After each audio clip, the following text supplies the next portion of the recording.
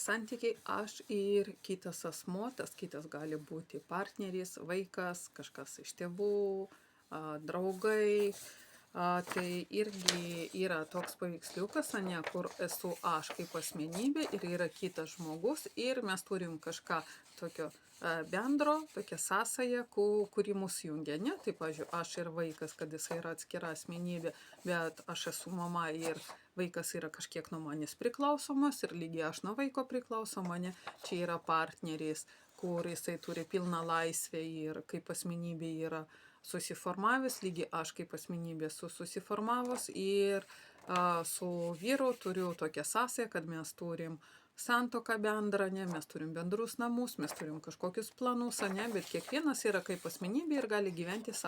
pilnai savo gyvenimą. Lygiai tas pats aš ir, pavyzdžiui, mama, ne, aš esu asmenybė, mano mama yra asmenybė ir mūsų sieja yra kažkokie irgi sieja bendri dalykai, kur, pavyzdžiui, tiesiog aš esu dukra ir karts nuo karto važiuoju pas mamą ten pasisvečiuoti arba paskambino, kaip jai sekasi, nes man jinai rūpi, jinai yra mano artimas žmogus, lygiai taipogi ir jinai, ne? Ir tas lygiai tas pats gali būti draugas, tėvas,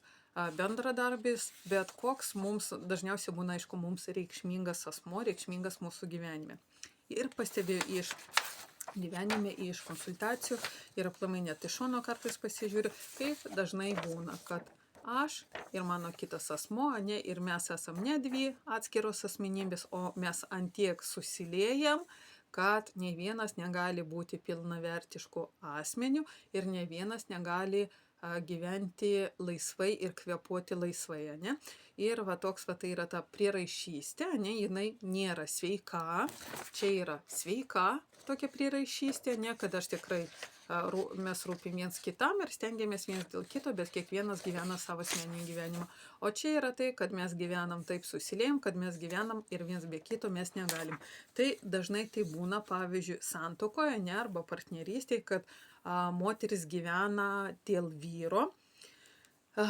Ir gyvena viską, atsisako savo pomėgių, atsisako savo laiko, ne, ir jinai visiškai prisitaiko prie savo vyro. Tai tikrai nėra sveika, nes kažkada pradės jinai tada kaups tokius negatyvius jausmus, negatyvės emocijas, ne, kad aš dėl tavęs viską, o tu dėl manęs nieko, ne, nes tikrai taip kažkada po to bus, nes čia yra disbalansas tarp duoti ir gauti. Tai, pavyzdžiui, lygiai tas pats gali būti, kad aš mama arba ten aš tėvas, ne, ir su vaiku. Kad mes su vaiku antiek susiliejam kaip partneriai, net, ne, ir vaikas suaugęs, jisai yra priklausomas pilnai ten nuo mamos ar nuo tėčio, jie yra geriausi draugai, jie yra ten pastoviai kartu, ne, dėl visko ten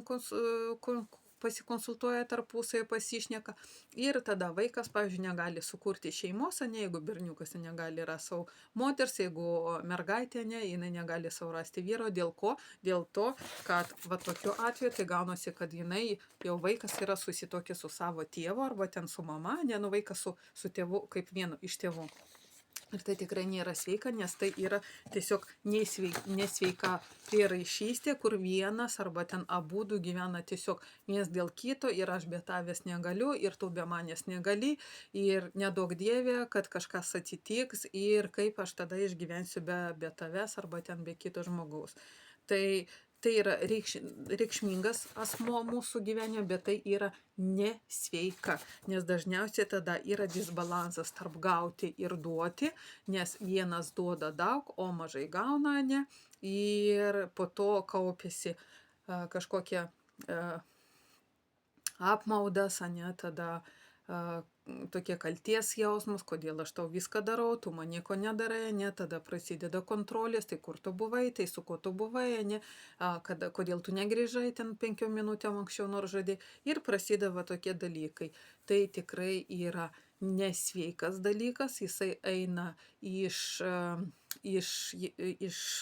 vaikystės, nes dažniausiai tokiu atveju tiesiog nebuvo reikšmingo žmogaus gyvenime. Ne visai taip, kad nebuvo, jisai buvo, pavyzdžiui, kad pas vaiką buvo mama, kur labai svarbu iki metų, ypač, kad mama patenkintų visus vaiko poreikius, ne? Tai, kad pamaitintų, pakeistų vystyklus ir, pavyzdžiui, kad to nebuvo, neatsiliepė kiekvieną verkimą ten, kad kai vaikas buvo alkanas, kai vaikas buvo ten pavargęs, ane, tiesiog norėjo šilumos, tiesiog norėjo pabūti ant rankų ir tada susiformuoja vaikui, kad aš turiu užsitarnauti tą meilę, aš turiu viską padaryti, kad tik būtų su tuo žmogum, nes jisai tada eina iš alkio, o ne iš perteklius ir jisai tada išnaudos kitą žmogų, pats to nežinodamas, bet jisai norės vis dos tam, kad gauti. Ir tada pradės pykti, ne kodėl aš to viską duodu, o tu man nieko neduodi ir aš nieko iš tavęs negaunu. Tai va šitas dalykas tikrai nėra sveikas, nes turėtų būti, kad aš turiu savo pomėgius, aš turiu savo laiką, aš turiu savo darbą, aš turiu kažkokius net savo asmeninius draugus, ane, ir lygiai taipogi tu turi savo darbą, savo laiką, savo draugus, savo ten kažkokius hobius, ane, ir mes galim tik tai kažkiek turėti tarpusavio, ne, bet kiekvienas gali ten surasti arba ten net paplanuoti, ne, kažkur kažką nueiti atskirai, kažką padaryti, pasportuoti, arba ten visai kitokius pomėgius turėti, ne, vienas ten eis į šokių būrelį, o kitas eis į kažkokį boksą, ne, arba slidinėti. Tai, pavyzdžiui, tai yra normalu ir tai yra sveika, nes kiekvienas žmogus yra asmenybė,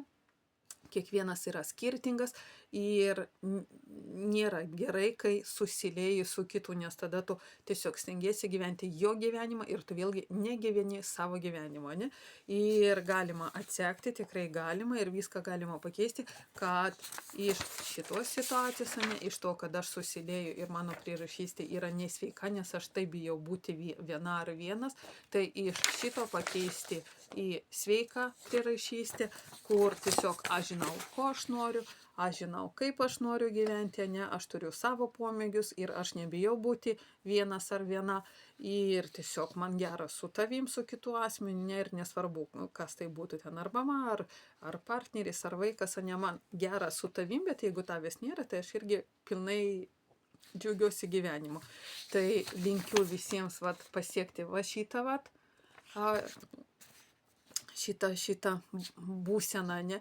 Ir jeigu jūs jaučiat, kad tikrai gyvenat dėl kito žmogaus, kad jūs išnaudojat kitą žmogų, ne taip, kad išnaudojat, bet kad jūs jam duodat viską, ne, jūs pilnai prisitaikot prie kito žmogaus, nes, iš tikrųjų tai būna arba su mama, kiek aš matau, arba su partneriu, kad aš antiek noriu tos meilės, aš antiek prisitaiko, visur einu, kaip šuniukas toks iš paskos, ir kad aš tiesiog negyvenu savo gyvenimo, nes tokia būklė jūs nuvargina ir tiesiog jūs kažkada neteksit resursų savo vidinio, ne, jūs pradėsit pykti, tada pykti,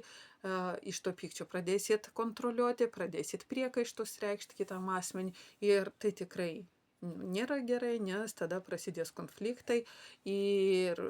kaip dažnai matau, išsiskiria žmonės, ne, kaip partneriai arba vaikai, kai užauga tiesiog net nenori matyti savo vaikų, ne, ir nei atvažiuoja, nei paskambina ir tikrai būna labai liūdna. Ir net jeigu jūs jau atsirado tokia situacija, pavyzdžiui, kad jūs jau kaip mama ar tėvas ten turit suaugusius vaikus ir jie nenori su jumis bendrauti, tai net ir šitą galima atstatyti ir pakeisti, bet tiesiog perlipti per savo tą nesveiką prieraišystę, ne per savo kompensavimą meilės iš kitų asmenų, tokio kaip išreikalavimą. Išbristi iš tos kontrolės, ne, visų kitų žmonių, kad išbristi iš to, kad viskas turi būti tai kaip aš noriu, ne, arba išbristi iš to, kad aš tiesiog stengiuosi daryti viską, ką kitas žmogus nori. Tai tikrai galima ir jeigu jūs pastebėt, kad pas jūs toks dalykas yra, tai kreipkitės, kontaktai mano yra apačioj ir galėsim narpliot